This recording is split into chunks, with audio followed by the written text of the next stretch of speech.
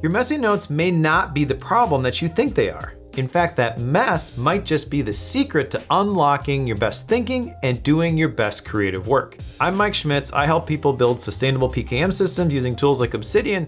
And if you're one of those people who spends more time organizing your notes than actually using them, number one, you're not alone. And number two, you're definitely in the right place.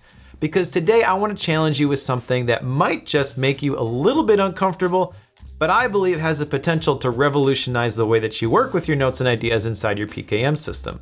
The idea that chaos in your personal knowledge management system is not a bug, it's a feature. So to start, let's talk about something that I've mentioned in other videos, the Unfulfilled Promise of PKM, which is basically just that you'll be able to get additional insight from your connected notes.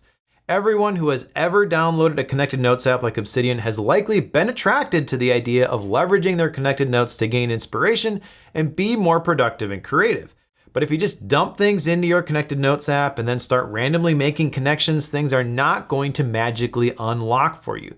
Maybe you've experienced this yourself. In fact, sometimes the exact opposite happens. The more notes and ideas we collect, the more stressed we become. Now, having lots of ideas shouldn't make you feel this way, but it can. And if you're a perfectionist like me, it often does. That's because the urge to order and organize everything can actually stifle your creativity and turn inspiration into overwhelm. It's a little counterintuitive, I know, but the creative process often isn't neat and tidy. There's a reason that it's often depicted as a struggle or a battle. Like any battle, it can get a little bit messy. Just look at the desks of some of history's greatest thinkers. Thomas Edison, Mark Twain, Albert Einstein, Steve Jobs, and many other creatives were notorious for their clutter.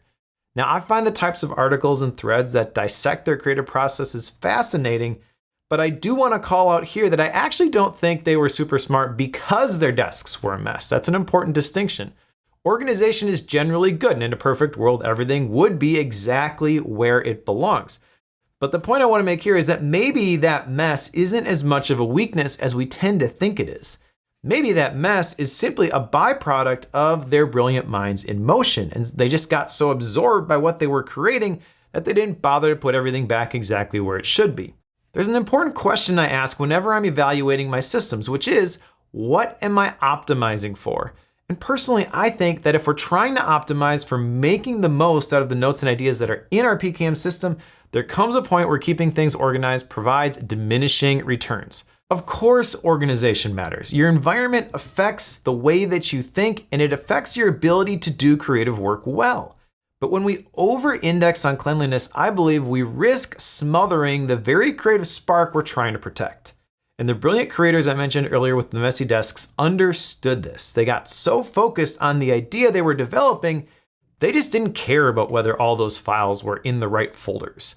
So creativity thrives in the tension between order and disorder. So the goal of personal knowledge management, or PKM, is not to eliminate the chaos, but to leverage it. So the first key to going from chaos to clarity is to optimize for the idea.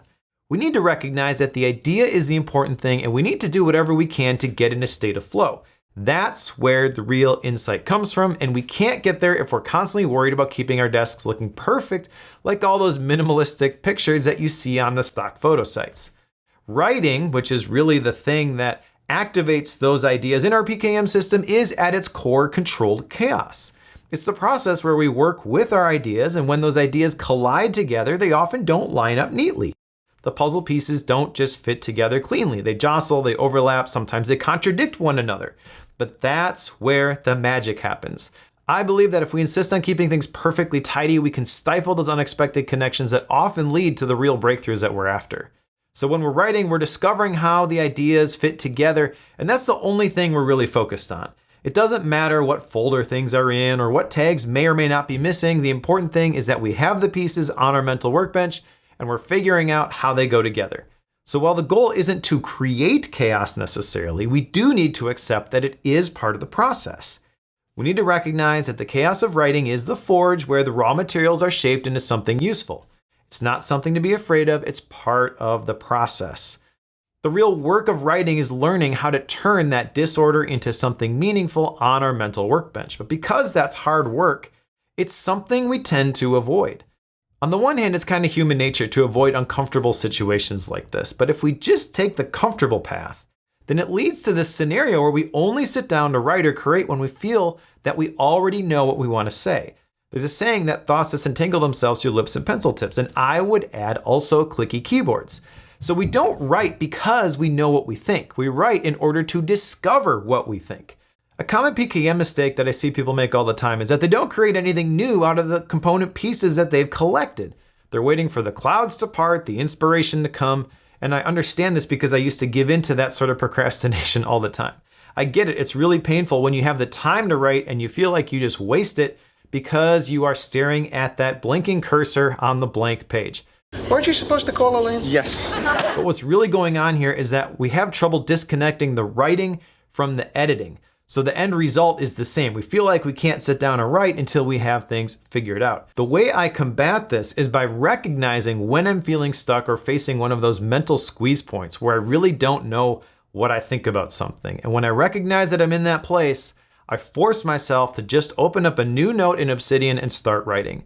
That blank note is my mental workbench where I discover what I really think as I assemble the different bits and pieces into something that is uniquely my own.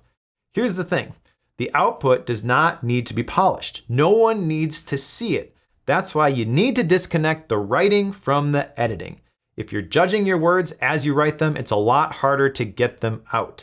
So if you're just trying to go from chaos to clarity, what you really need to do is just write. That's what the blank note does. It gives me the space where I can experiment with all those half-formed pieces I've collected as they get sorted, connected, and ultimately transformed into something unique and original. What I find is that when I go to the mental workbench, most of the time, I don't actually need more information. A lack of clarity really isn't a knowledge problem. I've already got a whole bunch of raw materials. I just need to put in the time to refine them. So what I really need is the space to work with what's there and find out what I truly think. So when I'm working with things on the mental workbench, this is where the value of connections comes in for me. I use built-in tools that are available to me to make sense of things, especially the local graph, which I keep pinned in the lower half of my right sidebar. This local graph helps by showing me every note that either the active note links to or has a link from.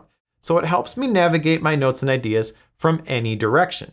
Bob Dotto talks about this in his book, A System for Writing, where he describes the anarchy of ideas and introduces the concept of rhizome theory, which is where you can enter by any point and quickly discover what other points that particular entrance leads to. A critical component of rhizome theory is that no point matters more than any other, allowing things to be connected without judgment or friction.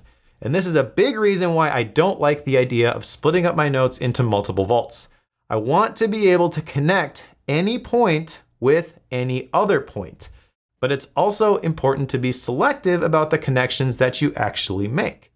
The goal is not to connect everything. AI tools can already do that, but the result is usually bland and boring.